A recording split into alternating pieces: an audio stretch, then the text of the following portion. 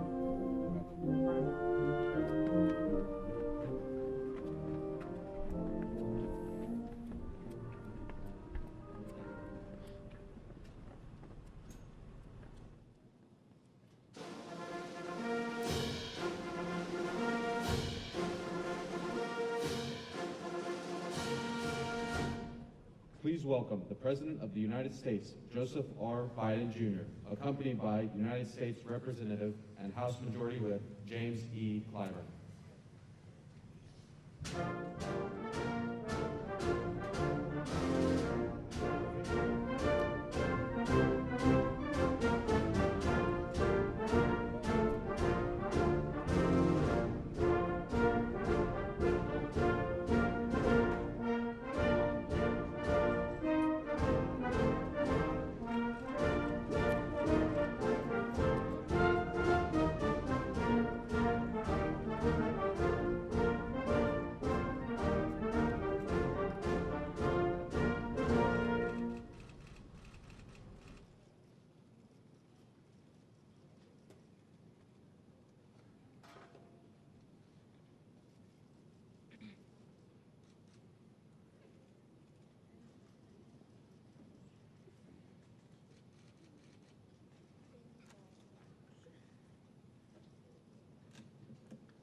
Will the platform participants please be seated?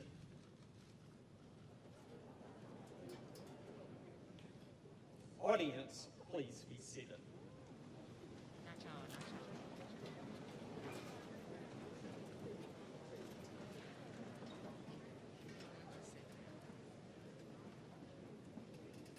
President Joseph Biden, Congressman James E. Clyburn, members of the Board of Trustees, President Conyers, other distinguished guests, platform participants, faculty, staff, students, alumni, parents, and guardians, graduates, ladies and gentlemen, it is a great day in Orangeburg, South Carolina.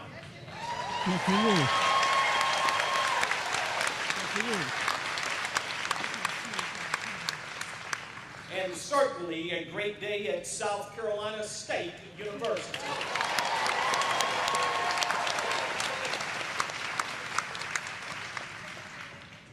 This morning we celebrate the hard work of our graduates who are seated before us.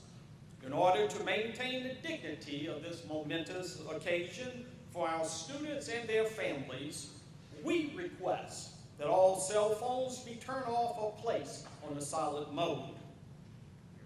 Ladies and gentlemen, I am pleased to introduce the presiding officer for this commencement exercise, our hard-working and visionary president, Colonel Alexander Conyers.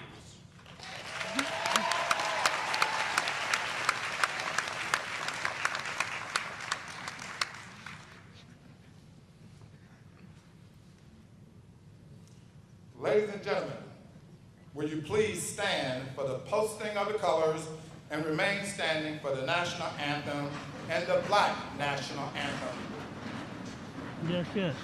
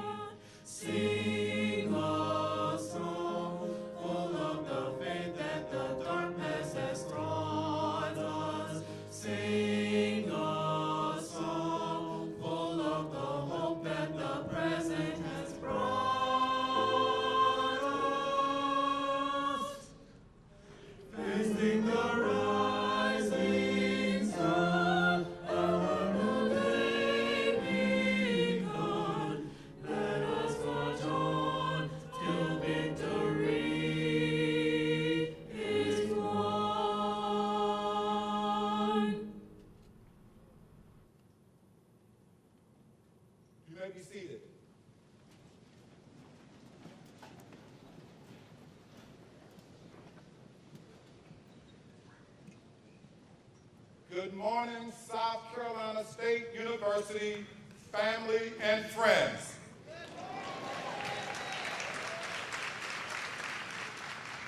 On behalf of the Board of Trustees, faculty, staff, students, and alumni, I'm delighted to welcome you to the Fall 2021 Commencement Convocation. We are honored that you, our graduating class, chose South Carolina State University to further your education, and we thank the parents and families for entrusting your loved ones to our beloved institution. The Reverend Eddie C. Williams, pastor of Trinity United Methodist Church, Orangeburg, will give the scripture and invocation. That will be followed by greetings from Mr. Rodney Jenkins, chairman of the Board of Trustees, and Ms. Giovanni Ayers, the president of our Student Government Association. Following that, we will have a selection by our South Carolina State Choral Ensemble.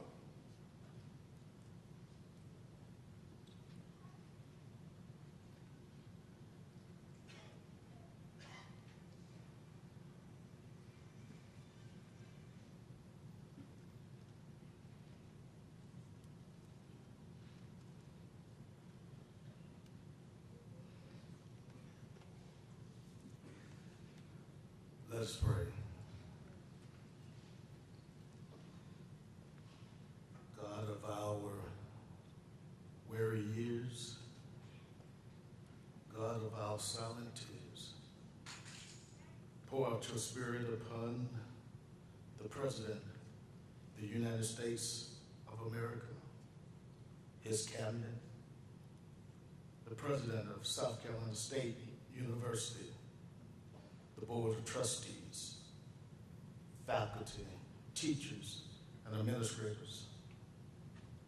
158 years after Jefferson declared that all men are created equal, that they are endowed by their Creator with certain inalienable rights, that among these are life, liberty, and the pursuit of happiness.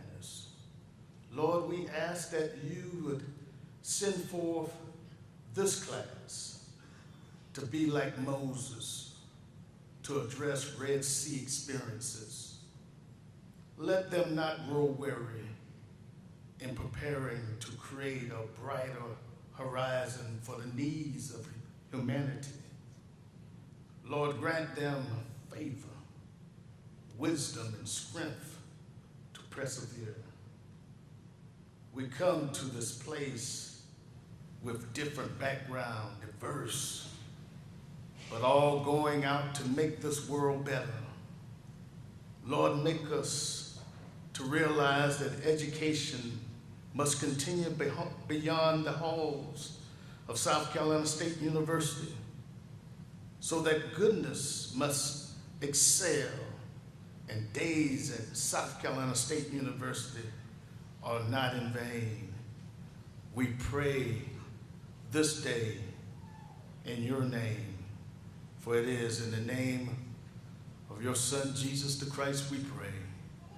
And all God's children said, amen.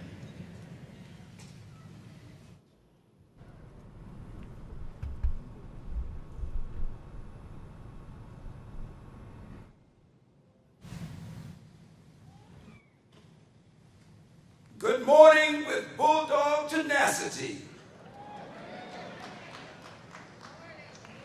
On behalf of the Board of Trustees, I am delighted to welcome everyone to the 2021 Fall Commencement Convocation of South Carolina State University. The board is honored to welcome the President of the United States, Joseph R. Biden, with us today.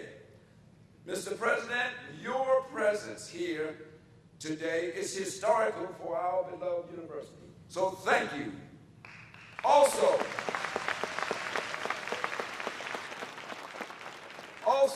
the board welcomes home our loyal son, Congressman James E. Clyburn, to this historic meeting. President Biden, Congressman Clyburn, Interim President Conyers, faculty and staff, ladies and gentlemen, parents, and graduates. The board is truly proud of the accomplishments of today's graduates. Graduates, we express our sincerest wish for your success as you navigate the world of the 21st century with all the potential and perils. Most of all, we challenge you to be of service to mankind and to remember your alma mater as you go out and do much good in the world. Congratulations to the class of 2021. May God bless everyone, and may God bless South Carolina State University. Thank you, and good morning again.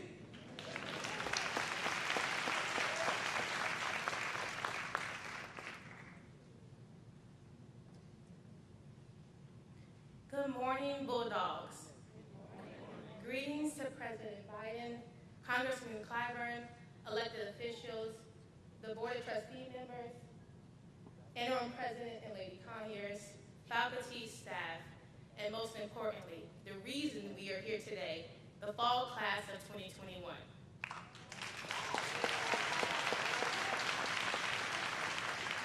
This is an historic occasion. Having the opportunity to receive an encouraging message from the President of the United States and to witness the U.S. House Majority Whip walk across the stage with the fall class of 2021 is indeed an honor. I am Devani Ayers, and I humbly serve as the Student Government Association President for this academic school year. It is indeed an honor to congratulate and commend the fall class of 2021 on the job well done. Whether you're transitioning to your careers, graduate school, the military, or wherever the good Lord leads you, we hope and pray that you carry and display the Bulldog tenacity and pride instilled in you during your matriculation within these groves and classic halls. In the words of Dr. Matthew L. Stevenson III, great men and women are only born for the time that they are needed the most. Graduates, please remember, your families need you, your friends need you, our community needs you, but most importantly, this world needs you. To our loyal sons and daughters, on behalf of the student body, we salute you for this momentous accomplishment. God bless and hail, hail.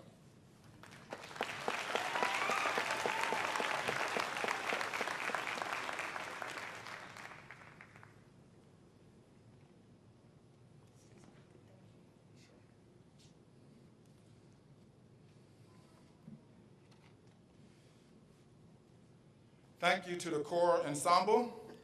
Huge thanks to the 282nd Army Band from Fort Jackson, South Carolina for filling in for us on short notice. As most of you know, our band is in Atlanta, so thank you very much for being a part of this community. Thank you to our ROTC cadets for posting of the colors, Chairman Jenkins, and our great SGA President, Ms. Ayers.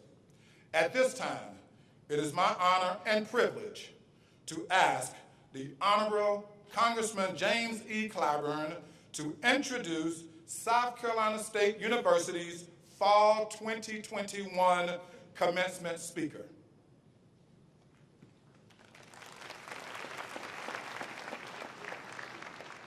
Thank you very much, Mr. President, Chairman of the Board of Trustees and members of the board, administrators, faculty, students, congratulations. Now, when I was growing up over in Sumter, my dad used to say to me all the time that the first sign of a good education is good manners. So, I want all the members of this class to show how well educated you are. Stand and say thank you to your parents, your guardians, whoever foot that bill every month for you to be here. Stand up and say thank you.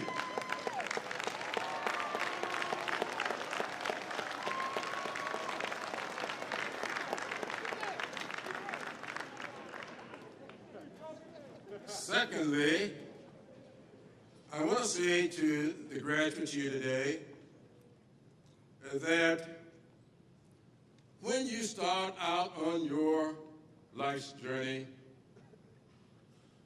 you will not always get it right. I want all of you to remember what your parents and guardians said to you time and time again. If at first you don't succeed, try and try again. Now, when I got elected to Congress, I had already lost 3 times. And a friend of mine said to me, "What are you going to do now?" You know what they say, 3 strikes and you out. I said to my friend, that's a baseball rule. And nobody should live their lives by baseball rules. So I want to say to you, graduates, no matter how many times you attempt, you keep trying until you get it right. Don't give up. Now, thirdly, I want to say to you that don't be afraid to step outside of your comfort zone. You know, a lot of us are limited in what we do because we want to be comfortable throughout the whole process. I've been telling the story recently of Thomas Edison. Thomas Edison is credited with having invented the light bulb. And that's true. But he couldn't get it to work right. He was not able to get that light bulb to work right until he went up to Massachusetts and sat down with a young man named Louis Latimer. Louis Latimer was the son of former slaves. His parents had escaped from slavery to Boston, Massachusetts. But Louis Latimer had invented something called a filament.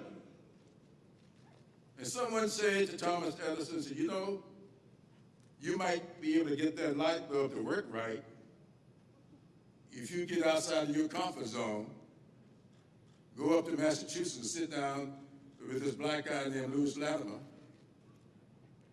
and get that filament that he has invented, and you might be able to get the light bulb to work. Thomas Edison did that.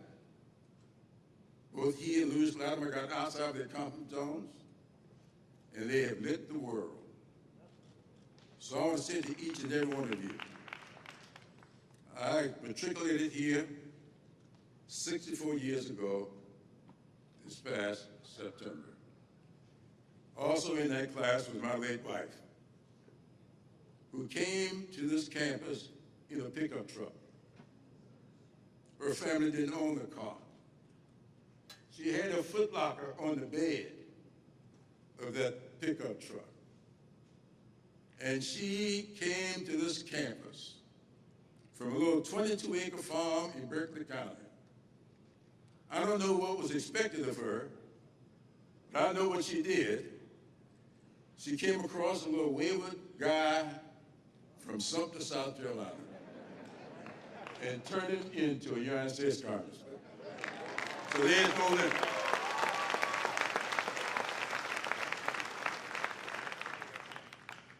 Not only did she do that, but not long before she passed away, a little over 2 years ago, she said to me, if we want to succeed in this upcoming election, we had better nominate Joe Biden.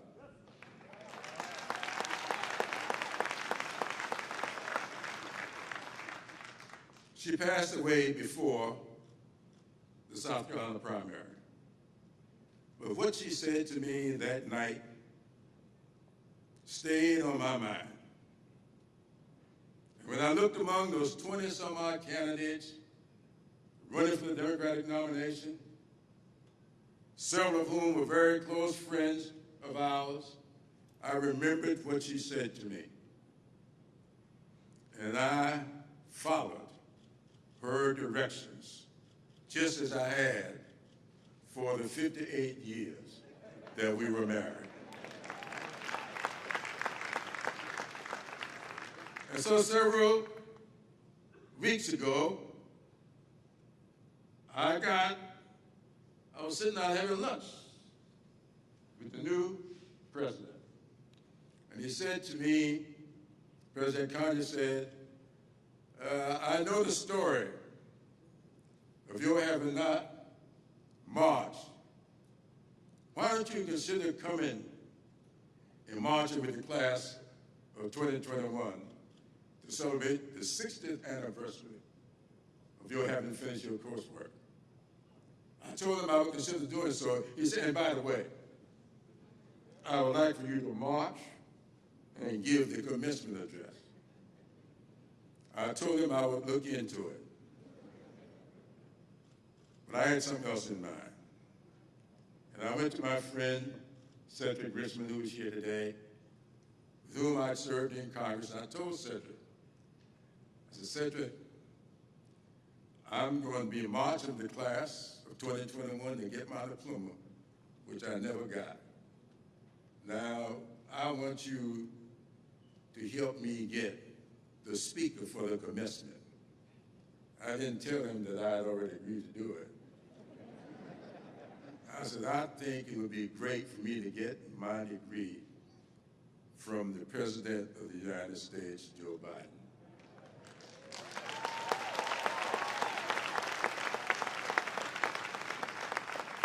And Cedric told me he would look into it. Well, when we reached out to Joe Biden, he immediately accepted. And I'm told that the proper way to introduce the President of the United States is by simply saying, ladies and gentlemen, the President of the United States.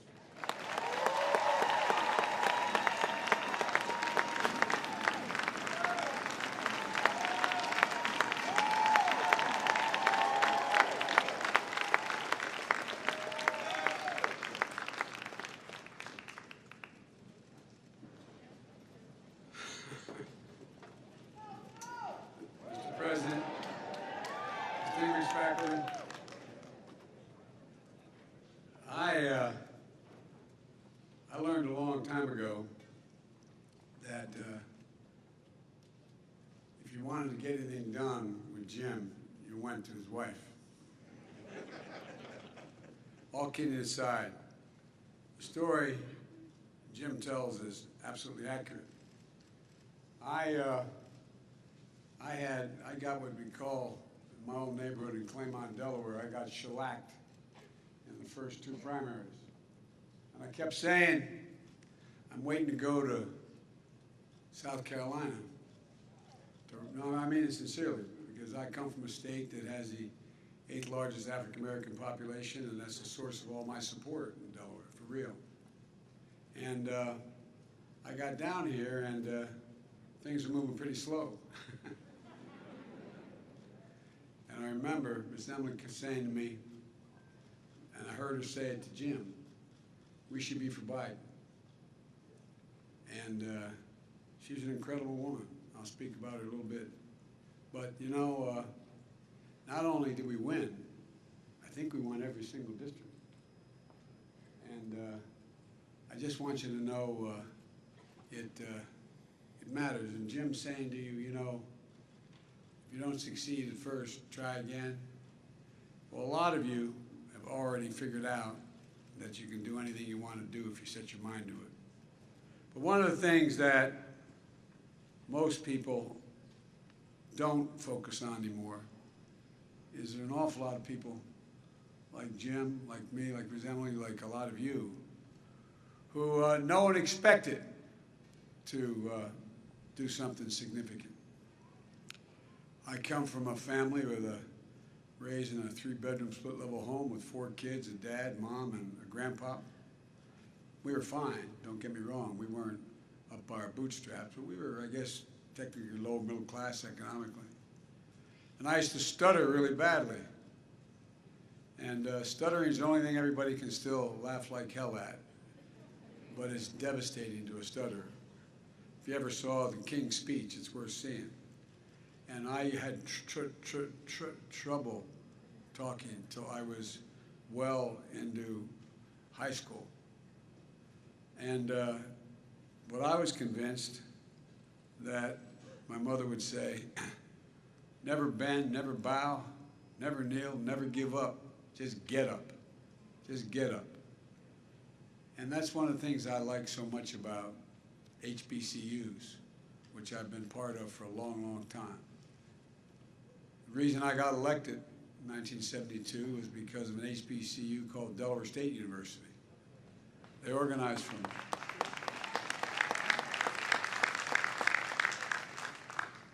So, folks, you're inheriting an incredible tradition graduating from this university. On Inauguration Day, I placed my hand on the Bible and looked out toward the National Mall. And what I see? I saw a South Carolina State baseball cap. Oh no, not kidding. Not kidding. Talking to 2 former presidents, Clinton and Bush. Today I look out and I see Jim in his South Carolina State cap and gown. Jim, I'm honored you asked me to be here, and as you receive your diploma you earned 60 years ago, never got a chance to receive it in person. You know, I know this, that Miss Emily's here. Her spirit and the students are here today. Students on scholarship in her name. Students in the Honors College in her name. And she is always in our hearts. She was a genuine gift, a dear friend to Jill and me, and a great American. And she loved this institution. She loved this institution. Thank you, President Conyers, the Board of Trustees, the faculty, staff at one of our nation's great universities. Though I'm from Delaware, I've got to put Delaware State up there. The president of Delaware State used to work for me, went and got his doctorate and said, this is not the good job, I'm going to be president of the university. But all kidding aside, of course, President Harris is a proud Howard alum. She might have something to say about Delaware State. And to my family and friends, the class of 2021, I know the pride you feel for this day as well. Graduates, you already did this because Jim did it, but I always do it, and Jim, as usual, always is ahead of me. You really do owe those folks up in the bleachers a whole hell of a lot. A whole heck of a lot. And I'm sure not a one turned to his husband or wife and said, guess what, no tuition next semester. But I just want to say to the parents, we know, like my family, know the sacrifices you made to make sure this day arrived. And you're the ones that helped you get through this period, and you got a lot to look forward to. Graduates, I know you've already stood to thank your parents and your families, but you know, the fact is that congratulations, you earned it. You earned every bit of it. I know it wasn't easy. Remote learning, fearing getting sick from COVID-19, feeling the pain for those who lost loved ones, and you know people who've lost loved ones. The uncertainty of a devastated economy, the reckoning on race not seen since the 50s and 60s. Your time here has come during a tumultuous and consequential moment in modern American history, and has led you to graduate at a real inflection point in history. No graduating class gets to choose the world into which they graduate. Every class enters the history of the nation up to the point that has been written by others. But few classes every once in a few generations, enter at a point in American history where it actually has a chance to change the trajectory of the country. And that's not hyperbole. You face that inflection point today. And I'm confident you'll meet the moment. You're ready because you're part of a proud and sacred tradition, an HBCU tradition. More than 180 years of excellence. Institutions that instill a sense of purpose and commitment to make a difference in all their students. Not just to lift up yourselves, but to lift up others. An institution grounded in the belief that every American, of every race, background, and zip code, should have a fair and equal chance to get as far as their God-given talents give them. Incubators of scholars and educators, advocates and athletes, leaders of industry and entertainment, faith in medicine, arts and science, the molders of trailblazers, visionaries, and public servants. You know it. You know it better than anyone. HBCUs have helped produce 40% of all the black engineers in America. 50%. 50% of all the black lawyers in America. 70% of all the black doctors and dentists in America. And 80% of all the black judges in America. Folks, I see HBCU excellence every single day in my administration, and I'm not exaggerating. Vice President Harris, my cabinet, Michael Reagan, Administrator of the EPA, senior White House staff, staff across my entire administration, graduates, I'm here to congratulate you, but also to let you know that your country, this is not hyperbole, is counting on you.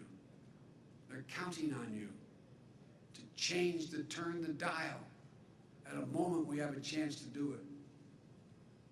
And that I'm committed to doing everything I can to make real the promise of America for all Americans, for all of you.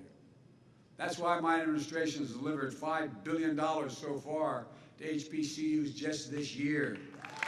Just this year. And more to come.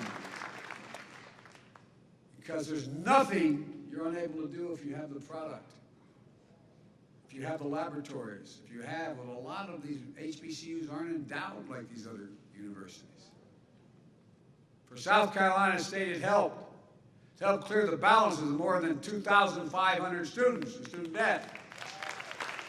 It helped students weather financial hardships caused by the pandemic and stay in school. It financed the Residence Hall, the largest in South Carolina. And that's why we're working to increase, and we will get it done with Jim's help in the House. Pell Grants by another $1,500, so particularly black students and lower-income families can attend community college, four-year schools, and black universities, HBCUs. That's why I'm proposing a historic investment to create and expand HBCU programs in high-demand fields like cybersecurity, engineering, and healthcare. These are the big-paying jobs getting out now. But too many HBCUs don't have the laboratories, don't have the capacity. They have the intelligence, they have the intellectual capacity, but they don't have the research dilemma in front of them.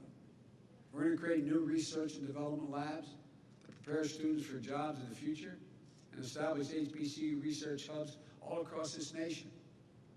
I also reestablished the President's Board of Advisors on HBCUs, led by a friend of mine, Dr. Tony Allen, President of Delaware State University. As I said, used to work at my staff to engage the private sector to advance HBCUs. It's beginning to happen, I think your president will tell you. Vice President Harris is in constant contact with leaders of the Divine Nine.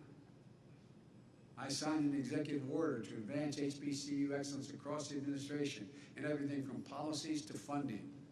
And part of that effort includes recognizing outstanding HBCU student scholars, like your student government president we just heard from, Giovanni. Congratulations. But there's always more we can do. We're going to lead the way just as Jim has led the way. What makes Jim so effective as the highest ranking Southern African American ever in the House of Representatives is Jim never forgets where he came from. Don't you ever forget where you came from. That's your secret power. You understand? There's no one more effective who knows how to get things done than someone who understands the need to get things done and the people who need it. I mean it. Who understands what folks are going through. That's Jim, and that's many of you, and that was me graduating years ago. With the infrastructure law I just wrote and signed into law, and that Jim did so much to pass, we're going to create better jobs for millions of people to rebuild our roads, highways, bridges, cities, small towns, rural communities. It means more opportunities for black businessmen, black contractors, black engineers, building black communities back to where they have to be. And I mean it. So if you don't know the community, it's hard to know what it needs. It means every American, every child being able to turn on a faucet and drink clean water because we're going to rip up every lead pipe in America. It's something that Jim has really championed. It means everyone should be able to access high-speed internet, urban, suburban, rural. Graduates, you lived it. No student should have to go to a coffee shop or a fast food restaurant to get the internet so they can do their homework. We're going to make sure it never happens again. This is the United States of America, for God's sake.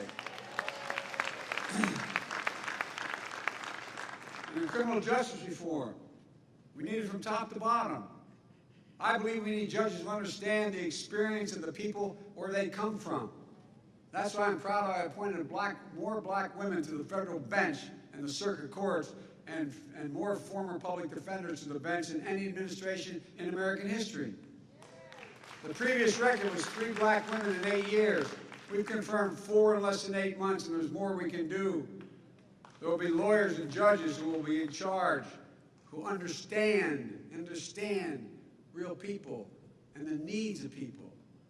On police reform, I share the frustration, and I know the family well. George Family Justice Act and Policing Act. I know the family well. It's not been passed in the Senate, but the fight's not over. Despite Republican obstructionism in this bill, we've made changes to the federal law enforcement policies that I have the ability to do with the stroke of a pen. The Justice Department has banned chokeholds, restricted no-knock warrants, required federal agents to wear and activate body cameras. It also ending the Justice Department's use of private prisons, rescinding previous administration requirements that U.S. attorneys seek the harshest penalties. The Justice Department has opened a pattern and practice investigation into systemic misconduct of police departments in Phoenix, Louisville, Minneapolis, Mount Vernon, New York.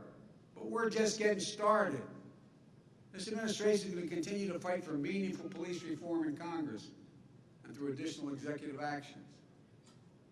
And you will be our next generation of elected officials, police chiefs, civil rights leaders, leading the way. See what just happened in New York City? First black woman head of the police department.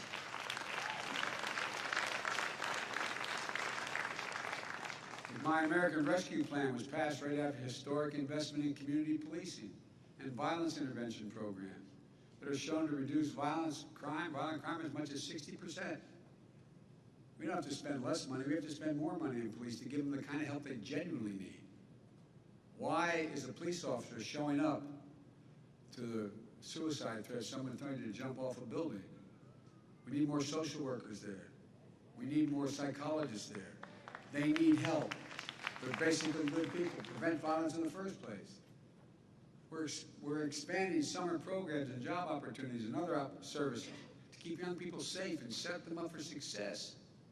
We're helping formerly incarcerated people re-enter their communities. Somebody gets out of jail now after serving their time. What do they get? They get a bus ticket and $25, and they end up under the same bridge that got them there in the first place. So I'm going forward to make sure that everything that's available to anybody else is available to them, notwithstanding the fact they had already served their time. We're going to reinstate access to Pell Grants, job training, apprenticeships, proven pathways to a better life. We need you. We need you to lead a lot of these efforts. We're also working to stem the flow of firearms and rogue gun dealers, the current epidemics of gun violence in this country. No greater victims than the black communities. We talk about these massive shootings. Well, guess what? There's a massive shooting every day in urban America. The number of lives that are taken. But you'll lead the way as community leaders, educators, faith leaders, nonprofit leaders. So my daughter's doing right now, she's a social worker. She's heading up Boys and Girls Clubs all across the country. You gotta give people alternatives. You gotta give them a reason to think they can make it. We're also going to use the federal government's purchasing power to unlock billions of dollars in new opportunities for devastated small businesses, including minority-owned small businesses to access government contracts. The goal I've set is 50% increase in the number of minority contracts going to minority firms by the year 2025. Because folks, what did we learn? We learned there's no difference between a black entrepreneur and a white entrepreneur in success, except the black entrepreneur usually doesn't have a lawyer, usually doesn't have someone who is going to be there, an accountant, to get it all set up. Their idea is as profound, but the help is missing. You'll be the entrepreneurs and business owners accessing that opportunity and reinvesting in your communities. On housing, it isn't right. If a builder goes out and builds the exact same home in two different sides of an interstate, one in an all-white neighborhood and one in an all-black neighborhood, same exact home, the moment the last screw or bolt was put into that home and somebody occupies it, the black home is worth 20% less than the white home. The moment. You live in a black community, you have a better driving record, someone lives in an all-white community. Same automobile, your insurance is going to be higher. It isn't right. That home owned by a black family is appraised at a lower rate. At the same time, the home owned by the white family is raised more. We're aggressively taking on housing discrimination. How do folks make it to the middle class from working class circumstances? And many of you have done that. Many of your parents have. You build equity in your home. That's how 90% of the folks make it to the middle class. They get an opportunity to own a home and they build equity in a home. Allows them to borrow against later, to send their kids to school, to do a whole range of things. And you're going to be the ones having to lead the way, not the ones just benefiting. You're the ones that have to lead the way because you understand. Maybe most important of all, we have to protect that sacred right to vote, for God's sake. Think about it. I got started in politics because of the civil rights movement. I noticed some of you were looking at it, I thought you were wondering, how does he know the black national anthem? Well, because I sat in a black church after going to 7 o'clock mass, I'm a practicing Catholic. At 9 o'clock on the east side, getting ready to go out and desegregate restaurants and movie theaters in my state. Well, guess what? I've never seen anything like the unrelenting assault on the right to vote. Never. I don't think any of you have on this stage ever seen it. Not a joke. And folks, you know, as John Lewis said, it is the only, without the right to vote, there is no democracy. It's not just about who gets to vote or making it easier as we used to try to do to make people eligible to be able to vote. It's about who gets to count the vote. Whether your vote counts at all. Folks, I was chairman of the Judiciary Committee for a long time. At the end of my stint, before I became vice president, I was able to pass the extension of the Voting Rights Act for 25 years, and guess what? And convinced Strom Thurmond of South Carolina to vote for it. No, not a joke. I thought we're finally beginning to move. But this new sinister combination of voter suppression and election subversion It's un-American. It's undemocratic, and sadly, it is unprecedented since Reconstruction. Vice President Harris is leading the efforts for us, but on the anniversary of Bloody Sunday, I directed every single federal agency in the United States government to promote access to voting, and each agency is heading and heeding the call. For example, the Department of Veterans Affairs is going to make it easy for veterans and their families to register to vote. You know why? Because we're going to use VA facilities, and they're going to open them up for everybody, and nobody's going to stop anybody. But across the board, in addition, the Justice Department, my Justice Department has doubled the voting rights enforcement staff, challenging the onslaught of state laws undermining the right to vote.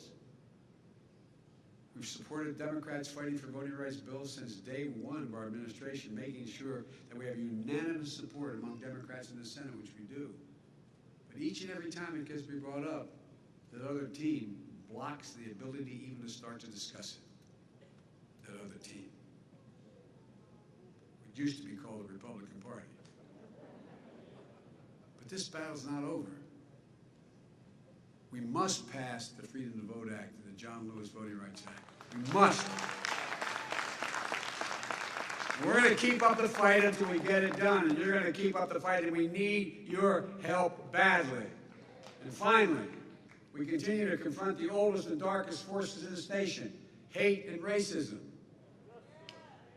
You know, there's a through line from Owensboro massacre that happened 53 years ago that killed 3 students for whom this very area, this very arena is named, to darkness that pierced the grace of Mother Emanuel Church in Charleston, which I visited right afterwards 6 years ago, to the torches, those you ever think you'd see in the modern times, people coming out of the fields down in in Charlotte, Virginia, Charlottesville, Virginia, carrying torches and Nazi banners, screeching most anti-Semitic and anti-black rhetoric in history. Hundreds and hundreds of them. And when asked, the guy who had this job before, when asked what he thought about it, he said, well, there's some very good people there. Hell, very good people. They're racist, they're fascist. And folks, that was 4 years ago. I never thought I'd see that in my career. The violent and deadly insurrection on Capitol Hill 11 months ago on January the 6th. I'm going to say something self-serving. I'm supposed to know an awful lot about foreign policy. I've known every major world leader in the last 40 years. I've spoken to over 140 heads of state since I've become president. You know what they'll ask me? Is America going to be all right? What about democracy in America? Did you ever think you'd be asked that question by another leader? I'm not exaggerating, gentlemen. Leader of China, Xi Jinping, who I've met with more than any other world leader, and Putin, both are very straightforward. Say, democracies can't function in the 21st century because things are too complicated. They move too fast in time to get a consensus which democracies require. That's why autocracies will rule the day. Folks, this is a troublesome time, but it's a significant opportunity. Jim and I have engaged in civil rights work for our entire careers, him more consequential than me. Despite all the laws enacted through the struggles we knew we could make progress. But one of the things I thought, and Jim probably didn't, but I thought, Jim, I thought when we had some of those major victories, we'd finally crossed the threshold. But what I didn't realize is you can defeat hate, but you can't eliminate it. It just slides back under a rock. And when given oxygen by political leaders, it comes out ugly and mean as it was before. We can't give it any oxygen. We have to step on it. We have to respond to it. It's not who we are. It's a minority, but if the majority doesn't speak up, it has a profound impact. That's what we've seen the last few years. We must not give hate any safe harbor. We have to shine as bright as light as we can on it. That's the ultimate disinfectant. Call it out. And you're going to be the light. You're going to have to be the light. Let me close with this. The history of the journey of America, progress and possibilities, is written by people who sat where you're sitting right now. Again, not hyperbole, it's a fact. People like Jim and Emily Clyburn, students who met in a jail cell after standing up for what was right and just, who never stopped. In 1961, they were you. Now in 2021, you are them. You're part of one of the most gifted. This, again, is not hyperbole. Listen to me, and I'm being precise. You're part of the most gifted, tolerant, talented, and the single best educated generation in all of American history. You are. But with that comes a hell of an obligation.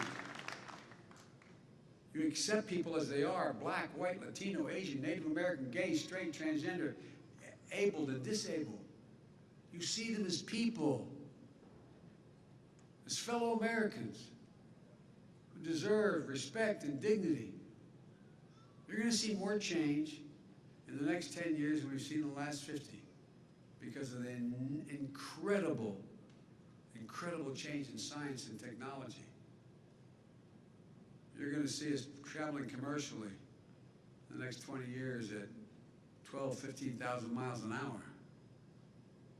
Subsonic speeds, supersonic speed. I mean, the things are going to change. But it's required the educated population you represent to understand it, to translate it, to move it. I have every confidence that no matter your career, you're going to translate change into greater opportunity and happiness and prosperity for you and the world around you. When I looked out on Inauguration Day, I saw that South Carolina baseball cap that I saw. Well, your hope and your optimism. That's why I asked a 22-year-old Amanda Gorman, the youngest inaugural poet in history, to read her poem. As a matter of fact, my professor wife, Jill, we're still teaching full-time, found her and asked her to speak. And here's what she said in her poem. So while once we asked, how could we possibly prevail over catastrophe? Now we assert, how could catastrophe possibly prevail over us? We'll not march back to what was, but move on to what shall be. A country that is bruised but whole, benevolent but bold, and fierce and free. That's who we are. That's who you are, the class of 2021. I'm not joking. That's us. That's America. We face that inflection point that's going to change the course of history, and I'm counting on you to meet the moment. It's an enormous opportunity, because I truly believe someone standing at a podium like this at this university 40 years from now is going to be talking about, did we meet the moment? This moment. Just like there's other moments in our history. Did we meet the moment in World War I? Did we meet the moment? And we go down the list. It's going to determine what happens in the next 5 to 10 years.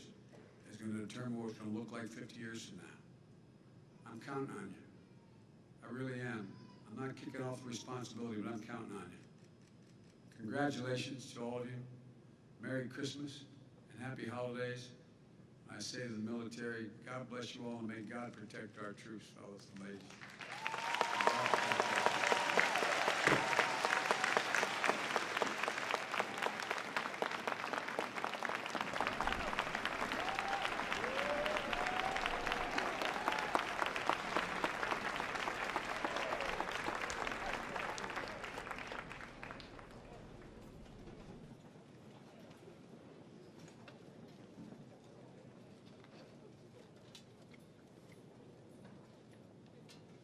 President Conyers, ladies and gentlemen, it is my privilege to present the candidate for the honorary degree.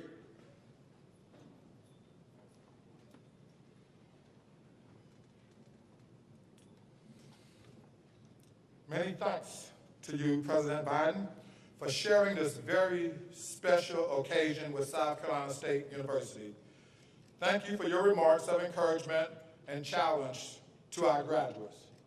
And I can assure you that the graduates before you this morning will meet the moment. And for your leadership and dedication to our nation. Chairman Jenkins, please come forward.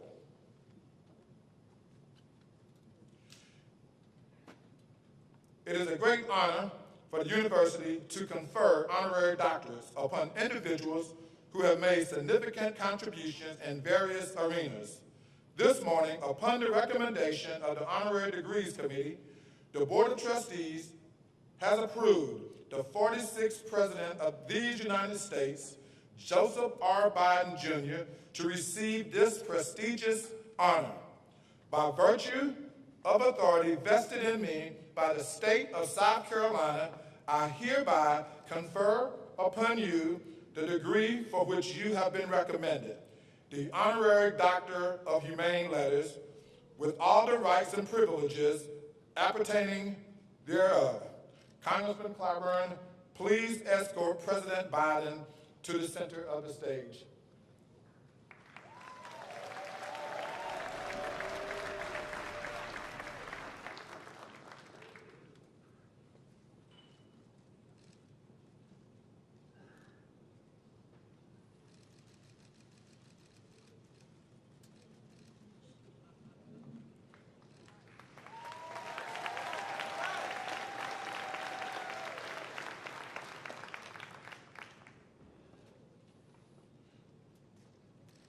Congratulations, President Bulldog Biden.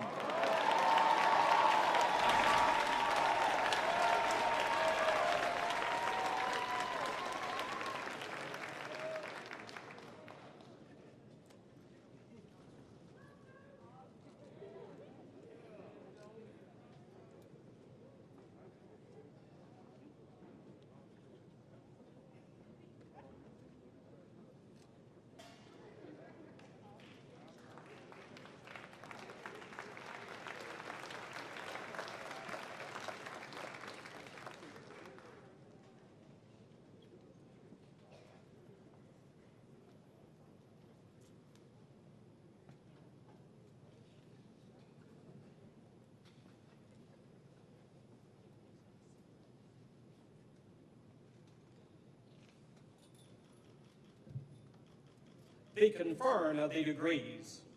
Will all candidates for Doctor of Education, Education Specialist, Master of Business Administration, Master of Arts, Master of Education, the Master of Science degrees, please stand and remain standing.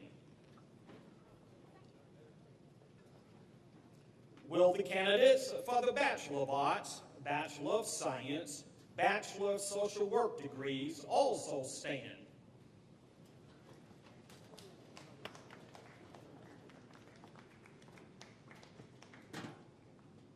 President Conyers, these candidates have satisfactorily completed all the requirements for graduation. They have been approved by the faculty and the Board of Trustees. It is now my pleasure to present them to you for the conferring of their degrees.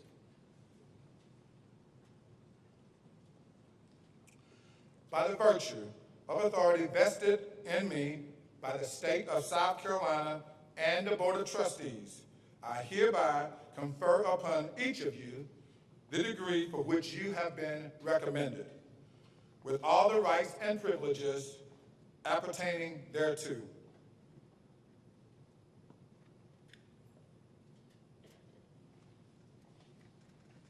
Will the candidates please be seated?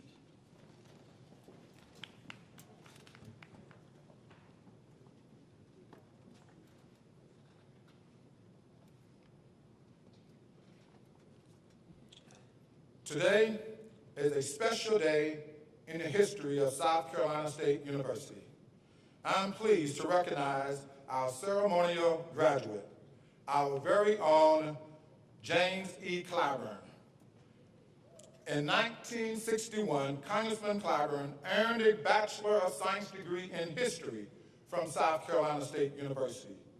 At that time, the university was not allowed to conduct December commencement, and Congressman Clyburn received his degree in the mail while already starting his teaching career. I am pleased today, 60 years later, that Congressman Clyburn will walk across the commencement stage. Chairman Jenkins and President Biden, please come forward.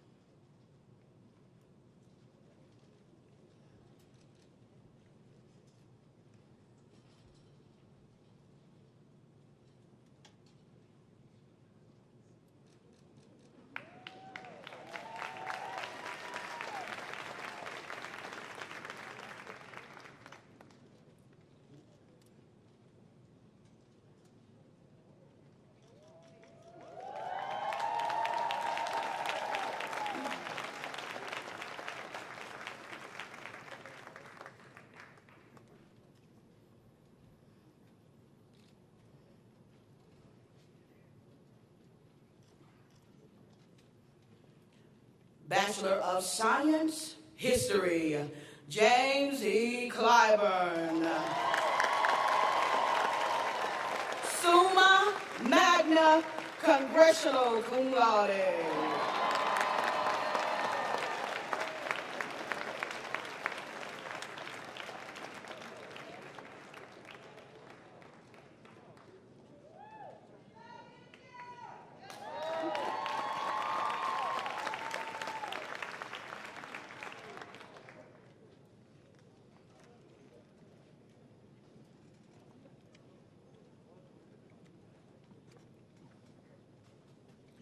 President Conyers, it is now my pleasure to present to you the deans of the various colleges who will assist you with awarding the degrees.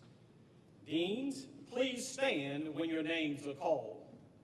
I am Frederick Evans, Acting Provost and Vice President for Academic Affairs and Dean of the College of Graduate and Professional Studies. Dr. Barbara Adams, Dean of the College of Business and Information Systems. Dr. M. Evelyn Fields, Acting Dean, College of Education, Humanities, and Social Sciences. Dr. Stanley Heckelzu, Dean, College of Science, Technology, Engineering, Mathematics, and Transportation. Dr. William Whitaker, Acting Dean of the College of Agricultural, Family, and Consumer Sciences. Will all candidates for doctoral degrees in the College of Education, Humanities, and Social Sciences please stand and remain standing? Graduates, please come forward to receive your diplomas. Professor Ursula Robinson, Professor of Drama, will read the names.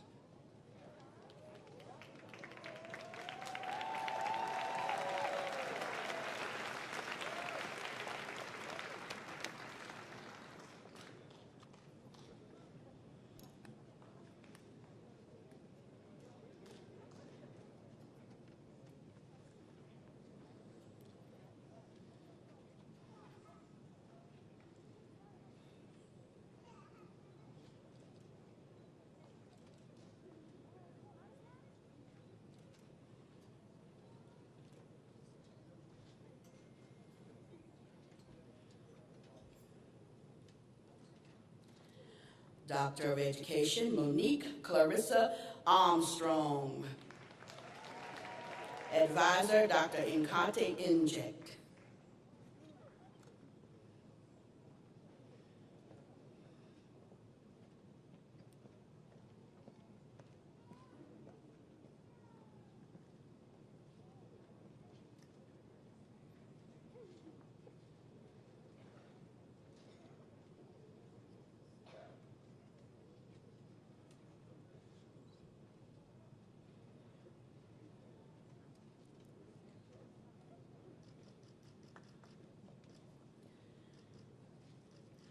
Rajesh Bala, Dr. Percy Mack, Advisor.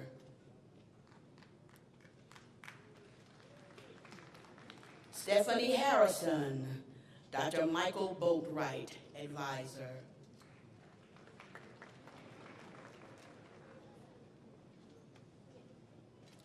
Author Karen McClendon, Dr. Percy Mack, Advisor.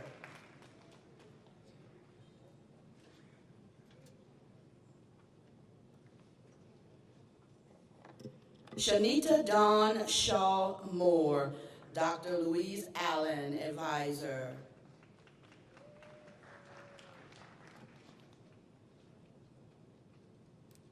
Philando Jermaine Tullock, Dr. Inkate Inject, Advisor.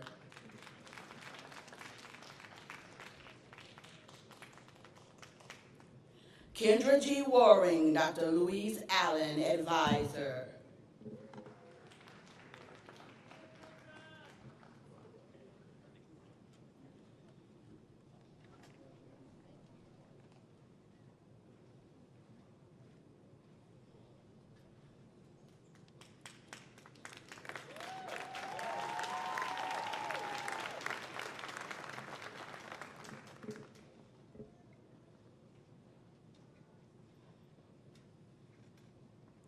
Will Dr. Armstrong, Dr. Bela, Dr. Harrison, Dr. McClendon, Dr. Moore, Dr. Reed, Dr. Tullock, and Dr. Waring please be seated?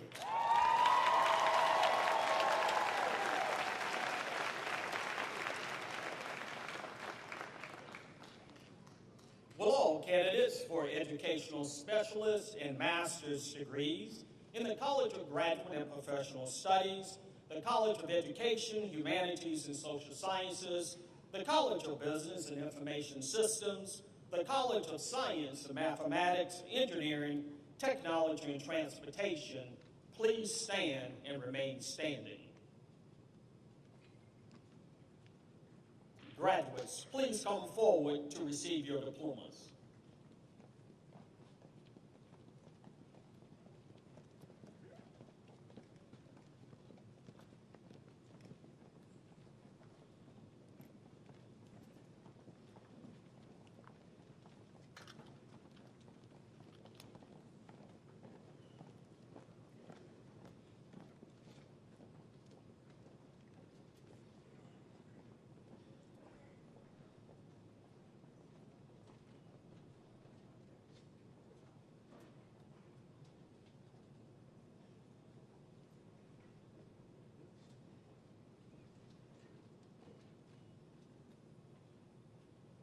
Educational Specialist, Angela G. Brown.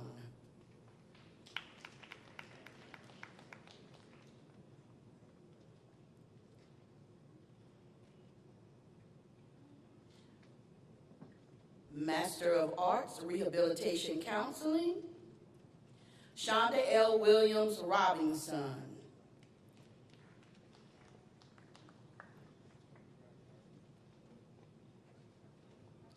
Alea Drayton.